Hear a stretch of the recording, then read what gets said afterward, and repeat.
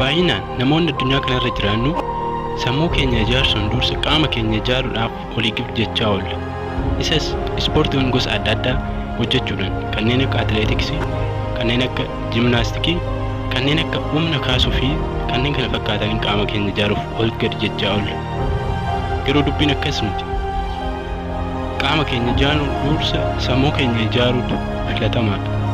Sababni isaa qaamni keenya yoo ijaarame sammuun keenya ni ijaaramne yoo ta'e, kana jechuun qaaman jabaa taanee sammuun laafaa yoo taane sammuun maasterii yookaan ajajaa qaama keenyati waan ta'eef wanta qaama keenya san ajaju yoo gadi xiqqeessine qaamni keenya sammuu keenya olitti ba'uu danda'a.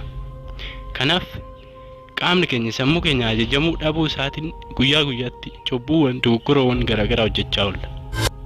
Garuu sammuu keenya osoo dursinee jabeessine yookaan ijaarre qaama keenya gara barbaannetti hagamoo jabaate gara barbaannetti ajajuu dandeenya waan ta'eef dursinee sammuu keenya ijaarru.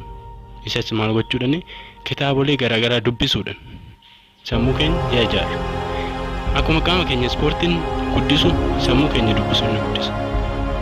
Yaa dhaloota yaa dubbisaa sammuu keessan jabeessaa qaama keessan akka ajajamuuf.